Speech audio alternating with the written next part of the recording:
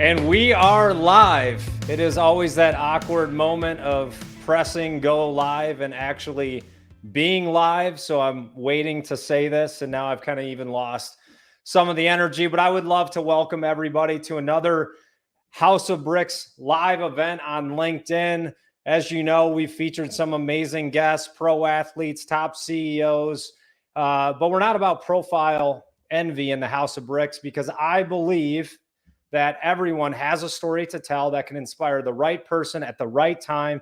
And when you achieve things in life, you gain a universal authority to lead someone else from where they are to where they want to go. Today, we have a very special guest. Got connected again through David Meltzer. I feel like an advertisement for him, but working with him has definitely brought our company to the next level. As you probably know, we're sponsoring an episode on the 2-minute drill. I don't know any startup businesses within their first 12 months have that type of opportunity, but we're going to take advantage of it. And really, it's a platform for startup businesses to get exposure, go through our accelerator, and ultimately position them to win, just like this guy that is joining me today. So Jeff Fenster, welcome to the House of Bricks live on LinkedIn. Thanks, Adam. Honored to be here. Great to come on the show, and thank you for having me. And I appreciate you joining. And I know we were talking before the show, you've done 600 of these, and I'm kind of in the same boat. So we're not going to do the tell me your story, but if you can just, for the people that don't know you, give a quick introduction, and then we'll get into some really valuable content. Yeah, sure. Jeff Fenster, 41, girl dad, 18 and 12-year-olds. You know, I'm a serial entrepreneur. I never thought about entrepreneurship. It wasn't like this dream of mine. I've gone through life trying to figure out how to take my monkey mind and do what I want to do and love what I do. And it was really hard because outside of sports, I could never really figure it out. And so, I went to law school to be a sports agent. It was actually David Meltzer and me grew up together. So our moms are best friends, work together. So he's my older brother. He was the president of Lee Steinberg Sports Agency. I was sports agent world, grew up with a lot of guys that went pro, had a kid in law school and had to pivot. And so when I pivoted out of that, because back in 2006 and 2007, this privilege of Zoom and being able to do things virtual didn't exist. You got on airplanes, you did everything face to face, you were never home. It just wasn't the life I wanted as a dad. And so I got a job. I started selling payroll for one of the biggest payroll companies. I used one of the biggest lessons that I've used the rest of my life, but I didn't realize it at the time, relationship capital, to grow within that organization. I was the number one sales rep my first 6 months there. President's Club, awards, money, all the goods. And I wasn't happy. And over $17,000, I quit, started my own first company out of my mom's kitchen at 24. And from there, I've sold 3 companies. And today I run 6. I'm most notably today, it's Everbowl, which is a craft superfood chain around the country. We Build, which is a construction manufacturing arm from, Everbowl to major gyms and QSRs around the today country, soon world. Unevolved concepts, unevolved products. I have the Jeff Fenster Show with Entrepreneur, an author, speaker, and I just like to make friends and have fun.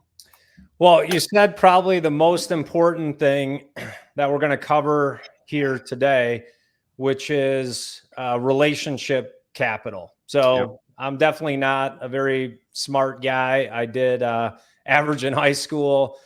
Checked out college for a year. It was cool. Wasn't for me. But I did have kind of that entrepreneurial spirit, being mentored by Dan Gilbert when I was in high school, owner of the Cavaliers, founder of Rocket Mortgage. But I didn't realize what I was learning in that high school environment.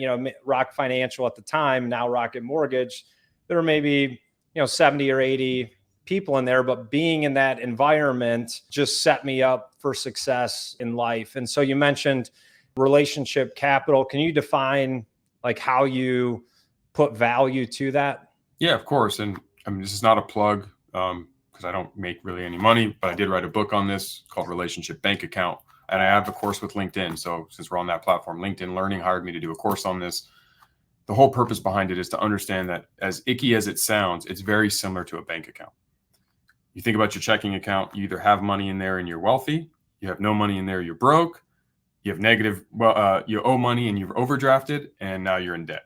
And relationships are the same way with every human being on the planet, from your brother, your sister, your wife, your husband, your children, your mom, your dad, to friends, coworkers, spouses, investors, clients, strangers. There is an unspoken ledger. and how you think about those relationships, and realize that the more deposits you can make by leading with value, being a good human, helping as many people as you can, being interested in them, being genuine, and putting yourself out there, you accumulate this version of wealth.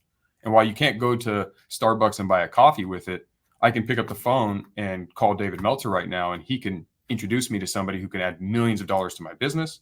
He can introduce me to someone who could get me tickets to my favorite event. He could introduce me to somebody who may help my kid do something. So who we know, there is a currency to it. And as you start to realize that, it changes how you view relationships, because it doesn't take any pre-existing skills to be a good person. It takes focus, effort, and intent.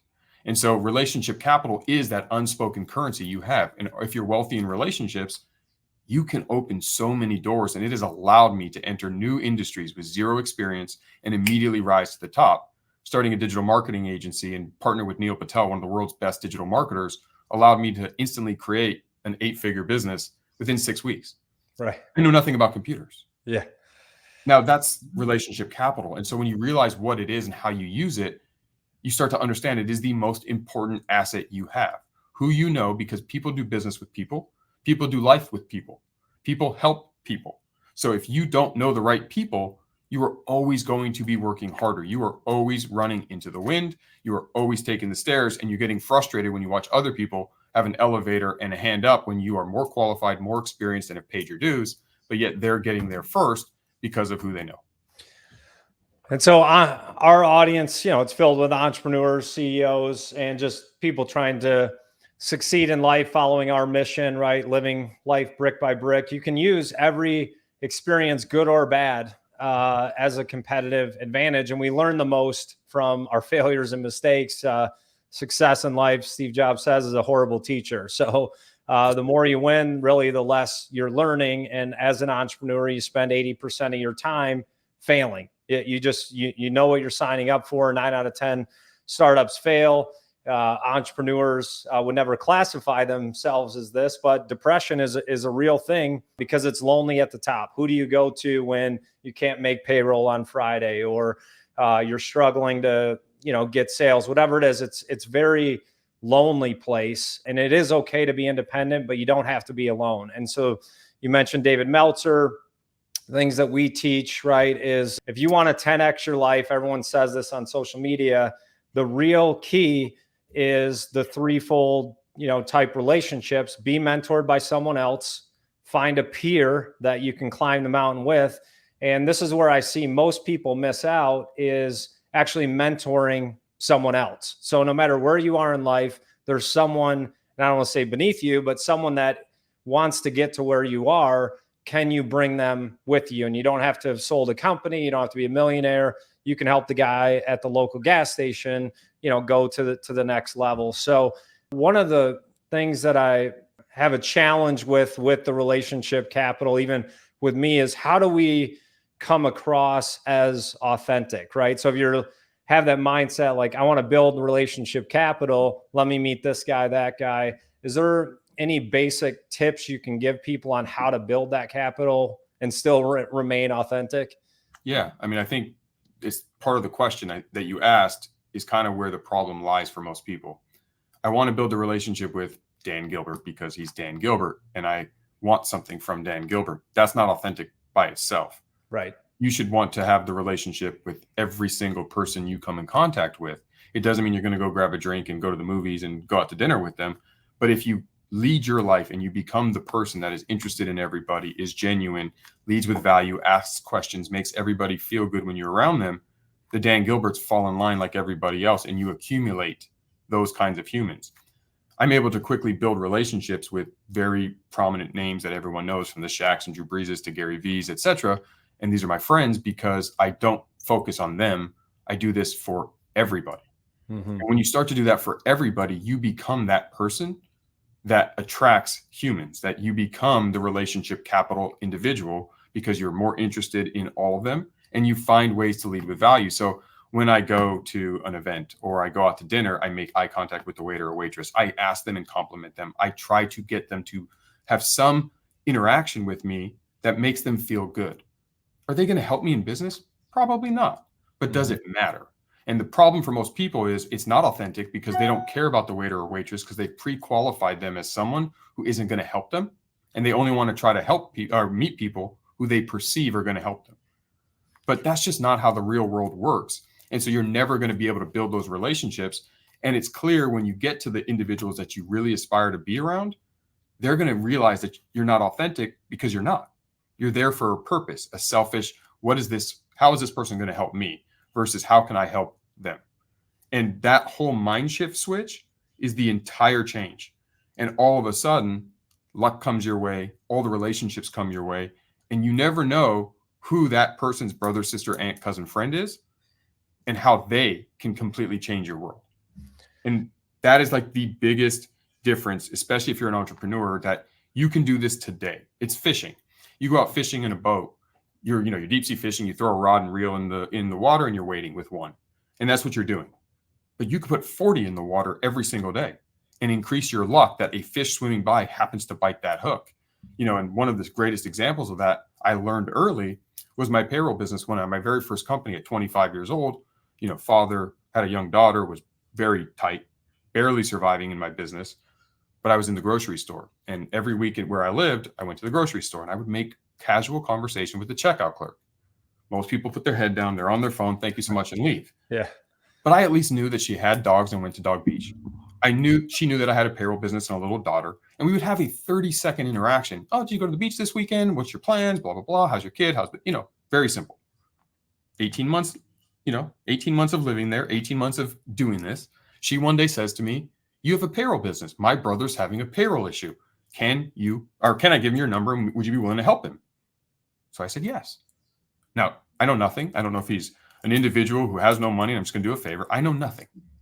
He had over 1,000 employees in his company. It was a $250,000 recurring contract that I earned, doubled my revenue for my business, and gave me a big customer that I could now backsell against as a case study from the checkout clerk at Albertsons. Now, is that lucky? Yes. But I created a circumstance that allowed me to get lucky, and most people aren't doing that. Yeah, well, and it's funny you say that, like, lucky, right? And now they've put a term to it, increasing your, luck surface area. Creating At the end of the day, like, it's not luck. Like you said, it's more fishing lines in the water, and you never know who you're talking to. When I was down at the VIP dinner in Miami with David, there's, stacked with VIPs. And probably the best conversation I had was with Kelly Gordon, who's on our podcast later, but she just sat down at her table and she was like, wow, you paid such attention to me. And then I happened to hear her story, and she's one of the few female super yacht captains out there and had an incredible story trying to change and expose, there with every bright or big opportunity or the glitz and glamour that people see, there's always a dark side to things that go on, like in pro sports or Hollywood, whatever it is. And so incredible conversation. But what, really meant a lot to her is didn't have my phone out, looked her in the eye, had a great conversation. And for her to give me that feedback, it's a new skill for me because you're an entrepreneur too. Like, you're talking to one person and then you're thinking about the 7 businesses you're running. So it's a new skill for me. I'm trying to work on, being present. Kobe Bryant says it. I see his jersey in the background there, but the best present you can give people is your presence, when you're in front of them. So working on that. I've got a little entrepreneurial ADD, just like you do. I've heard you talk about that. And I love listening to your content because I'm like, okay, I'm not crazy. There isn't something wrong with me. There's other people out there like me. So I mentioned to you before the show, we're running this contest right now called the Startup X program. And David Meltzer, we're sponsoring one of his shows on the 2-minute drill. It's in his 5th season on Apple TV. And what I've seen in coaching other entrepreneurs is they're always trying to do more. Right? Like, they always want to do the next best thing, which is great, but can also take you off the path you're going. How have you been able to harness that? And what are some of the common mistakes that you see entrepreneurs making? They're dreaming and not they don't have a plan. They don't have a formula. Success is, I say this, and at first you're not going to appreciate how I say it, but success is easy in anything in life. If you can figure out the formula for success, you can do it. It's like math. Math is hard until you understand that 2 + 2 is 4, and then you understand what that means. And now you can add any two numbers because you get it. So you got to figure out the formula for whatever you're after, whether it's health, wealth, relationships, spirituality, you name it, like whatever your purpose is, whatever you're aiming at. And then, I'm more of an entrepreneur, so I'll stay on the business track. But with business, success is a formula. And so once you understand it, it's how do you deploy it? And the problem for most entrepreneurs, there's two main problems. Number one, a lot of people who want to be an entrepreneur don't really want to be an entrepreneur. They think they do because of the glamour, but they don't really understand what goes into it. And so I would say, understand what you're doing and make sure it's what you really want to do, because it is very hard. It's meant to be hard. You can see the glamour of the Elon Musks and those who have sold companies. But the truth is, most people will never sell a company. Most people will never make millions of dollars doing it. So you better love the process. And you better understand what being an entrepreneur really means. It doesn't mean you get to sit in a big chair and order people around and say, I'm the boss and I get to work an hour a day. Right. That's not an entrepreneur. An entrepreneur is a problem solver. You have to be enjoying the idea that forevermore, you are going to be solving nonstop problems again and again and again and again, trying to prevent them from happening, and then solving new problems as you either grow or decline. And if you enjoy the pursuit of that, if you enjoy the experience of that, that's step one. Because if you don't enjoy it, you're just not going to put in the effort, the love, the sweat, the tears. You're going to be more depressed. You're going to be more like, I hate this. Why can't I make it? Well, you don't love it. So if you don't wake up and you're excited to do what you're doing, you got to find that. And it doesn't mean you have to enjoy every element of it, but you got to enjoy the nuance of it. Once you're there, that's the foundation. So now we're going to pretend that everyone's there, because you can't take a donkey and ask it to be a horse. Like, you've got to make sure that this is what you want to do. But for me, it's very simple. I have a 5-step formula I use, and it allows me to stay present. It allows me to win my day. It allows me to continuously improve and get to the top of the mountain. And it has allowed me to sell multiple companies and build 8-9 figure companies without much experience in the industry, because I make friends and have fun. So I use relationship capital to attract world-class talent to join me in my pursuit of my dream or my goal. I attract investors if I'm raising capital, or customers by how I live and act and the person I am. That's step one. Step two, I take immediate decisive action. I don't wait for perfection. I don't wait to have everything figured out. What can I do right now in this moment to take one step towards whatever it is I believe I need to do? And it could be like literally putting on your shoes because I want to start working out and I haven't been. So let me just put on my gym shoes today and watch TV. Like, you can do very small steps, but do something right now. Most people say, oh, I'm going to do this. And I know we need to think about our financing and build a deck for the investors. So I'm going to do it Saturday. No, start right now. Mm-hmm. At least create the PowerPoint, put the title on and hit save. Like, do something, move it forward. Because inertia is real. And once you take one step, you're more likely to take your second. Then set micro goals. We all set these huge goals. I'm going to go raise $50 million. We're going to sell for $100 billion. We're going to do 20 million this year. Awesome. What are you doing today to do that? Literally today. And literally in the next 5 minutes. So set micro goals for your day. Once you've done that, Kaizen yourself there. Meaning, can I get 1% better every day? So if today I'm going to make 5 sales calls. I know I should do 100, but today can I do 5? Okay. Tomorrow, can I do 6? Probably. The next day, can I do 7? Probably. But if I did 0 yesterday, I'm not doing 100 today and 100 tomorrow and 100. It's just not going to happen. Mm-hmm. So you've got to build yourself up brick by brick, pun intended. There we go. To accomplish and become the person who has the skill and the habits and the muscle memory and all of the things that need to be to accomplish it. And then, are you remarkable? And it's defined simply, are you giving your 100% focus and best effort in what you're doing right now? I'm on this show with you.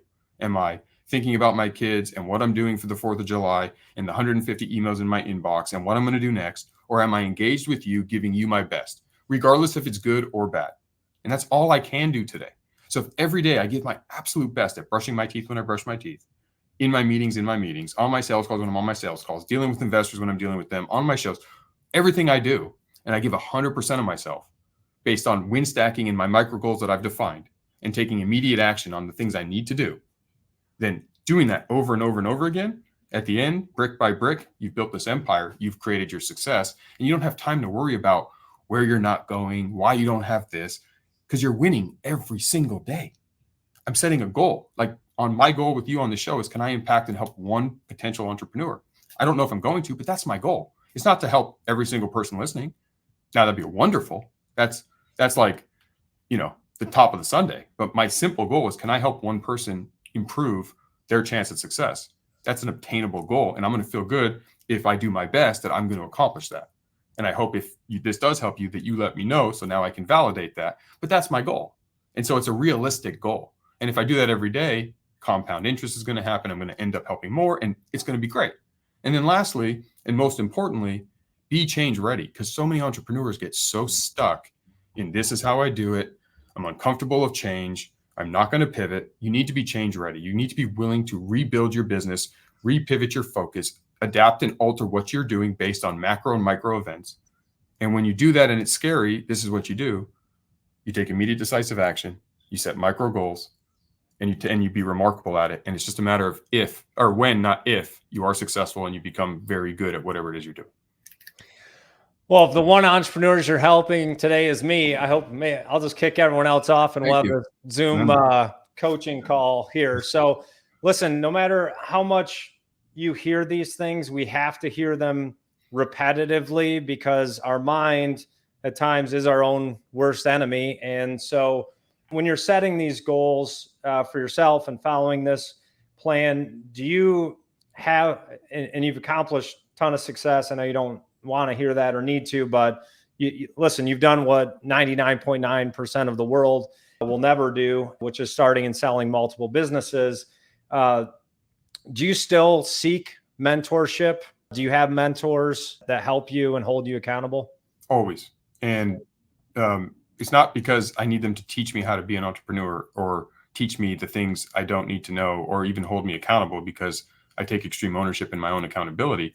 It's because when you are in the forest and fighting the trees or fighting the fires and doing what you're doing, and you can lose sight of what you're doing. And if you think sports, you think about a football team, there's always a coordinator sitting in a press box way up high, seeing the entire field, because they can see things that I can't. And so having that ear, and sometimes the art of just me talking about my situation, my goods, my bad things I'm working on, strategy, with another person who understands business, even they don't say a word, but me just having to articulate to them and get them up to speed so they can then help me, helps me rethink about what I'm saying and how it sounds. It forces me to spend that time working on my business because I'm all the time in my business. So having those mentors and those coaches is wonderful. That's why LeBron James has a coach. Right. That's why Tom Hanks has an acting coach and Beyonce has a singing coach. It's not because they need to be taught how to do their craft. It's because, for the same reason, strategy is not always being great at something. And that's why some of the great players in life aren't great coaches, and some of the best coaches aren't great players. They're a different set of skills. And so what I'm not, I'm not afraid of what I don't know, and I'm not afraid of being wrong. I'm afraid of what I think I know, but is wrong, because I'm more steadfast in those ideas. So I want to be challenged. I want to be pushed. I want someone to tell me and poke holes in my thinking and force me to look at it from maybe another angle and hear another perspective. And sometimes they tell me, it sounds great, you're doing a great job. And sometimes I need to hear that. And so having a mentor and coach in your corner, I mean, it's going to increase the chance of success. I mean, if you're an entrepreneur, you have a couple things you got to remember. You have a limited amount of resources: time, money, and people. And so if you can compress time by having coaching and mentors that can prevent you from stepping in potholes, prevent you from paying dummy tax and wasting your capital, and help point you in the right direction, you're going to hopefully get your destination faster. Doesn't mean you have to take that advice. Sometimes I completely go against the advice of my mentors and my coaches. But that's okay, because I'm making a conscious choice to do that, understanding I now have seen the full perspective. I'm hearing words I don't always want to hear, and I'm forcing myself to do self-reflection. And so if you don't have them in your corner, you're just competing on an unlevel playing field. I'm playing with performance-enhancing team, and you're not. You're going solo, and I have a team of remarkable brains helping. And it's a family. And I'm telling you, I'm not successful because I'm great. I'm ordinary. I'm an average guy, average height, average intellect, average grades. I went to University of Arizona, average college, average law school. But I figured out what extra stuff to do to get extraordinary results, which means the good news is every single person listening to this can do it, because I don't have any special gift that you guys don't. I'm not Shaq at 7'1", 350. I'm not Elon Musk with a brain that could probably be studied. So I don't have those weird things that you're never going to be able to associate yourself with. I'm you and whoever's watching. And all I did was figure out that formula and then how to hack and make that extra stuff happen so I can have extraordinary results. And then I keep doing it because 99.9% fail, not because they're not trying hard, because they don't have the formula. You can run all day in place.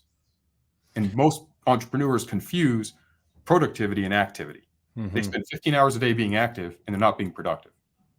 And that's where you can change the whole formula for yourself and take yourself from being a 99% failure rate to a 80, 90% success rate.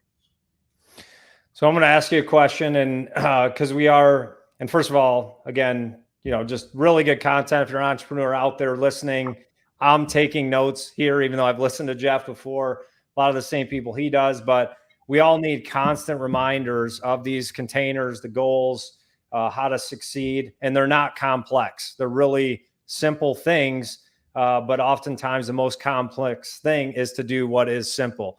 And so, we're working with startup businesses, and you've been in startup mode.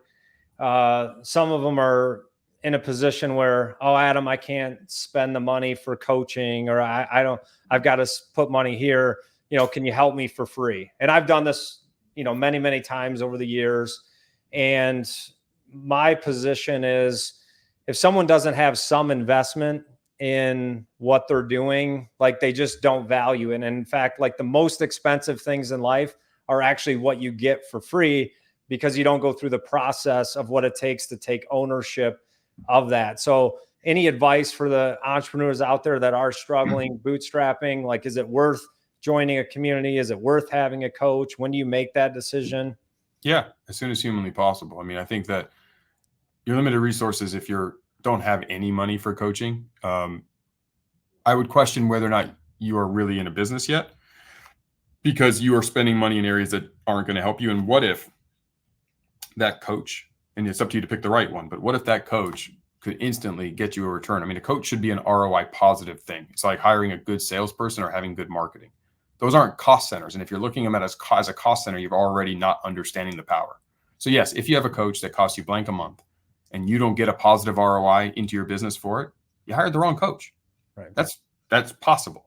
But when you hire the right coach, they're going to move the needle for you and make it to where if you give them $1, they're going to return you 4, 5, 6, 20, 30, 100, to where now you have resources.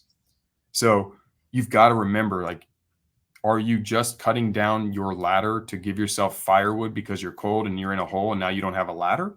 And if so, you failed already. You just don't, it just hasn't finished yet. The boat's sinking. You just haven't completely gone under the water. So you've got to at least give yourself a chance to win. And so if I was down on my last dollar, I would literally if I wanted you to be my coach, Adam, and I had no money, I would approach you in a different model and say, look, I don't have a ton of resources, Adam. I'm going to open up my bank account to you. I'm going to show you what we're bringing in and where it's going. I'm going to take the bare bones minimum I need to pay my rent or my food. Everything else is going to go to you. I'm going to give you some equity. I'm going to do whatever I can. I'm going to come mow your lawn on Saturday mornings at 2 a.m. I'm going to do whatever I can to give you some value, because I know your time is valuable. I'm not asking for free coaching. And I get, if I can't afford you, that time is your most important asset. So I'm not going to ask you to give me the same time. But what I would love, Adam, is if any way, shape, or form you can at least start to help me, and I'll earn more time as I make more money to give you. And you are my first priority to pay. But if you can at least look at my business and see if there is a way for me to do it, and let's work something out. And look, it's up to Adam or me or any coach to say yes or no. And most will say no. And that's okay too. They should say no. You're not ready for them. You can't ask for a professional, one of the best coaches in the world, when you're not the person who should have that coach. You got to meet your coach at the level that they're capable of coaching, and you need to be that person or that company. So you've got to also understand that. And at the very beginning of a company, you're not ready for that. What you need to do is you need to figure out, are you an entrepreneur, and how you're going to break through just the bottom stuff. Get yourself organized, get a business plan together, go to get free information on the internet until you're there, but then get mentors, get coaching, build a community, find, like you said, Adam, find somebody who's your peer so you can bounce ideas off of them. Ask people who are above you how you may get some time with them. And there's a million of them. So keep asking. Don't quit. Oh, well, Adam said no. Well, you know what? Adam might say no. Yeah. But there's 18 more people you can go to tomorrow. And one of them might say yes. And you need to find one person who believes in you. And if no one's believing in your plan, it's time to look at your plan. Yeah. And what you're saying is so good. And I know we're running up on time, and I know you're schedule's as packed as mine. So just one last piece to kind of close that out too is what entrepreneurs don't understand is when you give someone like you or me or David Meltzer or whoever money to be your advisor, there's a responsibility on our part because we're high character, high integrity. If you're paying me, I'm going to give you 100%. If you're not winning, I'm not going to want to be your coach either. So when that value exchanges hands, and I know people are in situations, you may need custom payment plans or find a lower level coach. I laugh, like my 4 boys all play hockey. And at like 9 years old, people are like, oh, this skills coach played in the NHL. Like, okay, well, your kid's 9. He doesn't need NHL level coaching. He can't even stand up. So find the right coach or advisor for where you are. Find a peer to grind with. And then also find someone else that you can mentor and help out. Because when you are mentoring others, it actually helps you. It helps you bring your game up. You want to walk what you're teaching other people. So, Jeff, as we wrap up here today, man, thank you so much for joining. Tons of wisdom here. I've got some notes for everyone out there listening. Check out Jeff Fenster on Instagram, LinkedIn. Easy guy to find. If you can't find him, then you shouldn't find him. He's everywhere.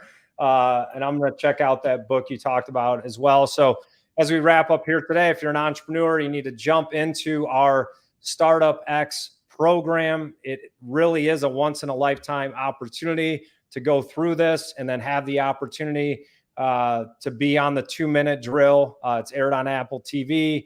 And whether you make it there or not, our accelerator process will help your business get to the next level, provides focus, discipline, accountability, and community. So appreciate everyone joining today for another episode of the House of Bricks Live. Jeff, I appreciate it, man. Thank you.